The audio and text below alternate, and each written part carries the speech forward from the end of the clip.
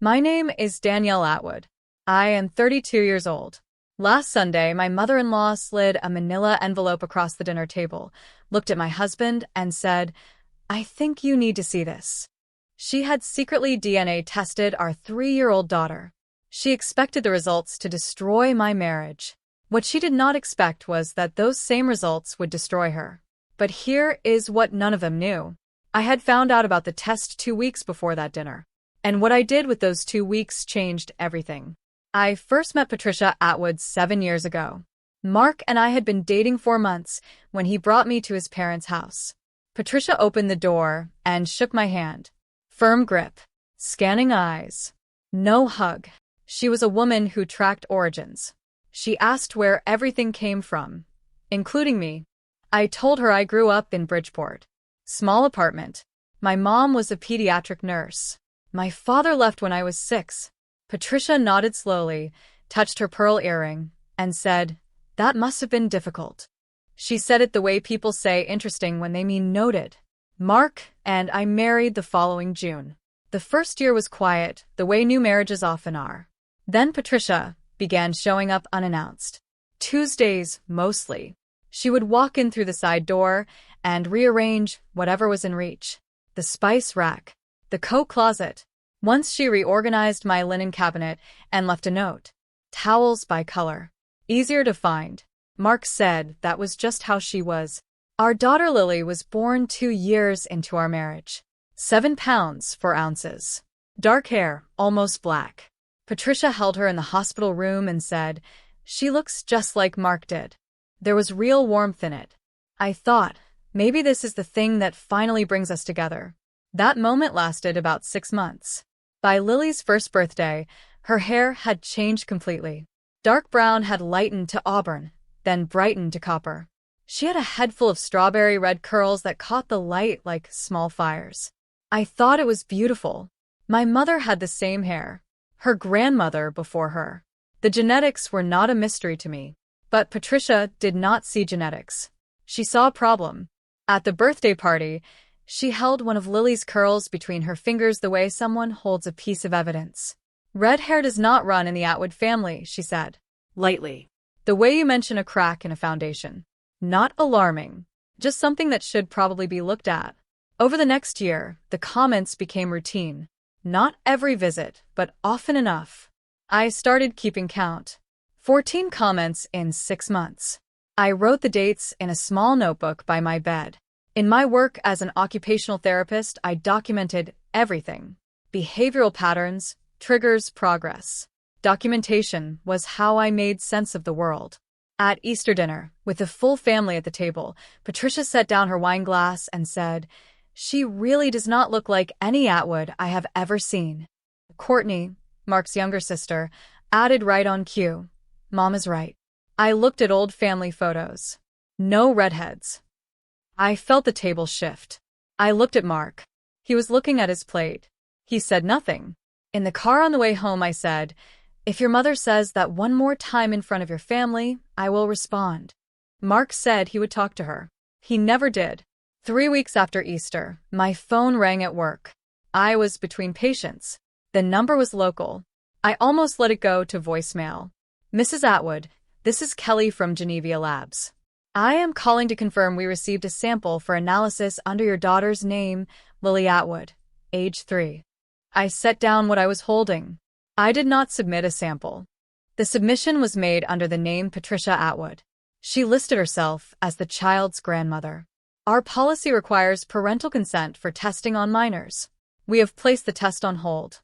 Would you like to proceed or cancel? Cancel.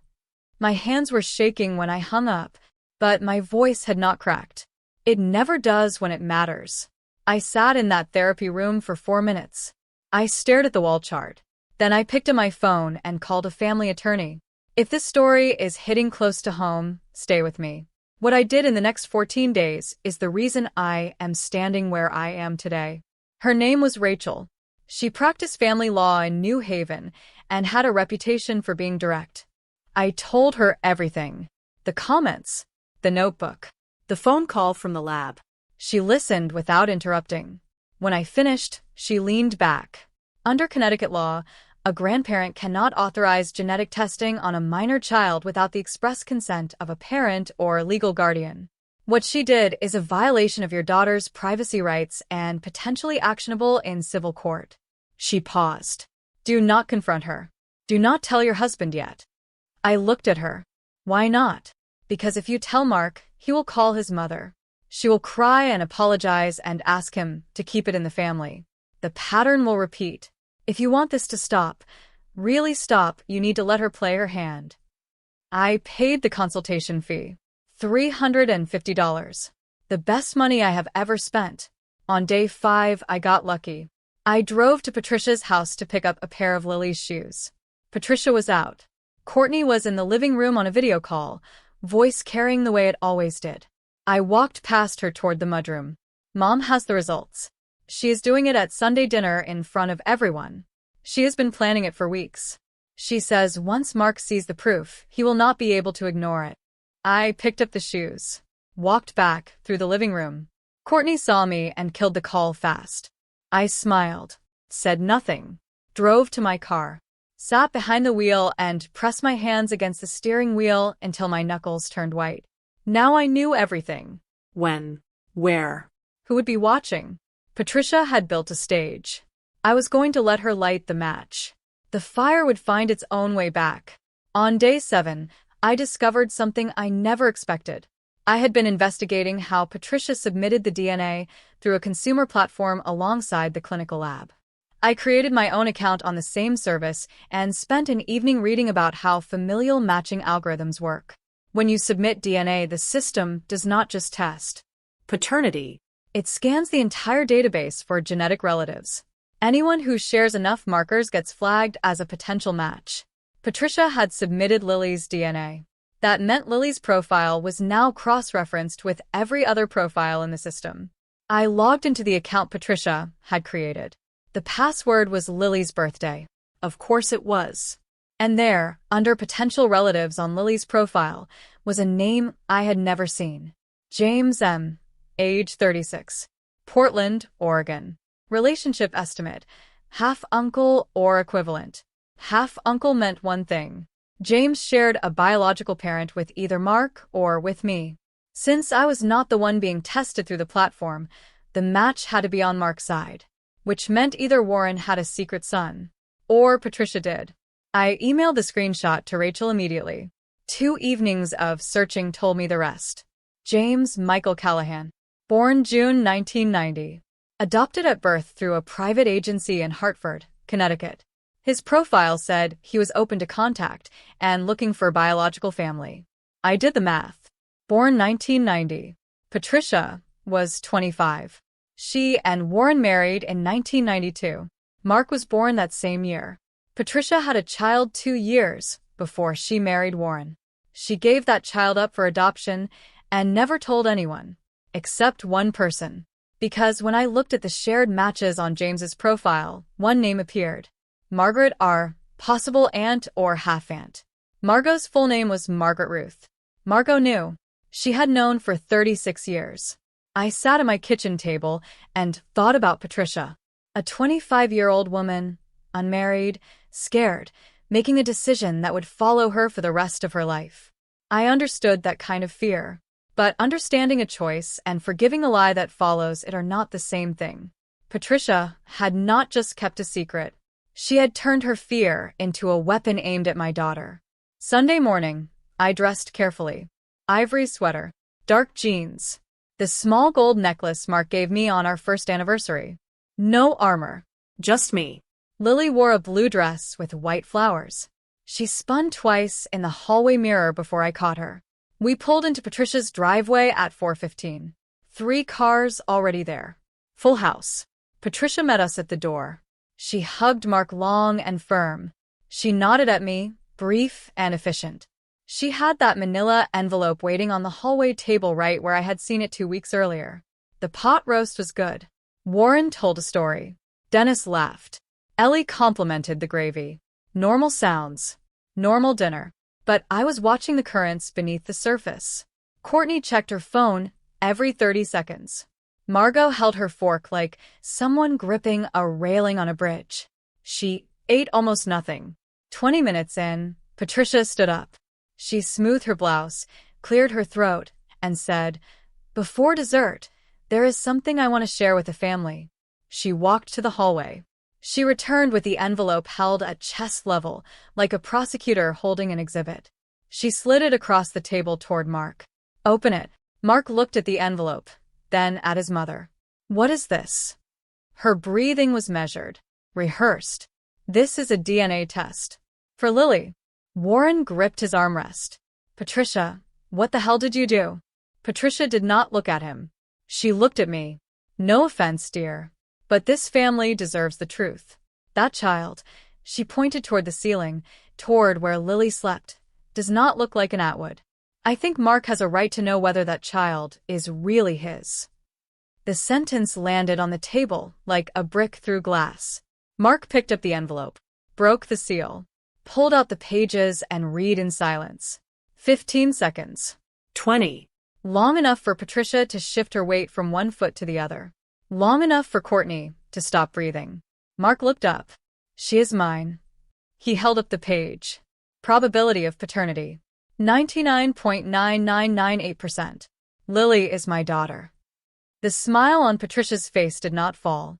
It fractured. Still in place, but no longer holding. "That cannot be right. Let me see." Mark pulled the papers back. No. "You have done enough." Courtney said, "Maybe the lab made an error." Mark turned to her. "Shut up, Court." Courtney recoiled. In 34 years, Mark had never spoken to her like that. The room understood. Something had shifted in him. A door that had been propped open his entire life had just closed. Patricia's hand went to her pearl earring, twisting. The nervous gesture I had seen 1,000 times. There must be a mistake. The hair, the coloring. It does not make sense. Mark set the papers down and looked at me for the first time since Patricia had stood up. I had been sitting quietly, hands folded in my lap. Now it was my turn. "The results are correct, Patricia." My voice was level. The same voice I use when a parent asks if their child will ever walk normally. Calm. Clear. Carrying more weight than volume. I know because I called the lab 2 weeks ago when they contacted me to verify parental consent. Consent that you never obtained. The room shifted. Not a sound. A vibration. The kind you feel in the floor before a train arrives. Warren leaned forward. "You tested our granddaughter, without their permission?" "Under Connecticut state law," I said, "a grandparent cannot authorize genetic testing of a minor without written parental consent. Your attorney can explain the specifics. Mine already has." Patricia cycled through 3 colors in 3 seconds. Pink to red to white. Her hand dropped from her earring. "But that is not the most interesting thing in those results," I said. Every head turned. "Keep reading," I said to Mark. "Page 4. He flipped to the familial match report and read aloud slowly. "Potential familial match. James M., age 36. Portland, Oregon. Relationship estimate. Half-uncle to Lily Atwood." He stopped. "Read it again. Half-uncle. That would mean he is either my half-brother or Danielle's half-brother." "He is not mine," I said. Mark turned to Patricia. "Mom." "Who is James?" Patricia's mouth opened. Nothing came out. Her hands gripped the edge of the table. Even the nervous gesture had abandoned her. Aunt Margot's fork hit the plate. She stood up. "Trish." "Don't." 2 words. And the room understood everything. Warren stood slowly. His chair scraped across the hardwood like a blade across stone. "Trish." "Answer the question." Patricia's eyes filled. Real tears. Not the performative kind she deployed when Mark forgot to call on Sundays. These were the tears of a woman watching a foundation she had built with silence crumble under the weight of her own scheme. "It was before you," she said. Her voice cracked. A real crack. "Before your father. I was 25. I was not ready." "You had a child," Mark said flatly. "I was young. I was so scared." "You had a child, and you never told me. You never told Dad." Warren's hand found the back of his chair. 36 years, he said quietly. "We have been married 34. You told Margot. But not me." Margot stepped forward. Warren. She was scared. Were you scared for 36 years, Trish? The question landed and stayed. Patricia cried. And for one small moment I saw her. Not the woman who had spent 7 years questioning my daughter, but the 25-year-old girl who sat in a hospital in Hartford and signed papers and walked away from a baby she was not allowed to keep. My heart ached for her. Then Patricia wiped her eyes, straightened her back, and said, "This is Danielle's fault. She brought this up to humiliate me." The moment of sympathy evaporated like steam off glass. Mark stepped forward. Mom. Danielle did not bring up anything. You ordered the DNA test. You planned this dinner. You slid that envelope across the table. He picked up the pages and held them toward her. I think you need to see this. The same words she had used 20 minutes earlier. Is that not what you said? Well. We saw it. Patricia sat down hard, missing her chair slightly, catching the edge. Margot reached for her. Patricia pushed her hand away. Courtney was crying, mascara tracked down her cheeks. I did not know about James. Mom, you told me Lily was not Mark's. You said you had proof. Mark cut in. I am the one with the recessive gene. He pulled out his phone and held up an old photograph. A young woman in a garden, squinting into the sun. Red hair. I found this last year in a box of photos you told me were Margot's. It is you, Mom. Age 19 or 20. Dennis leaned in. Patricia, is that you? Your hair was red.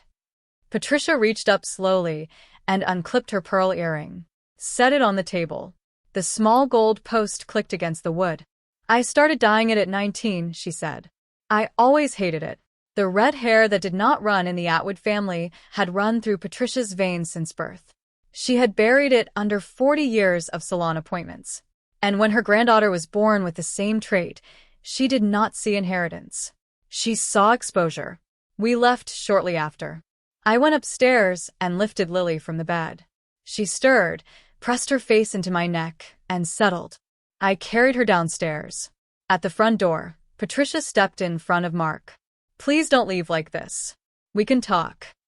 Mark looked at her. You did not want to talk, Mom. You wanted to perform.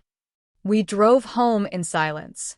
Lily slept in the back, her red curls pressed against the car seat. The highway was empty.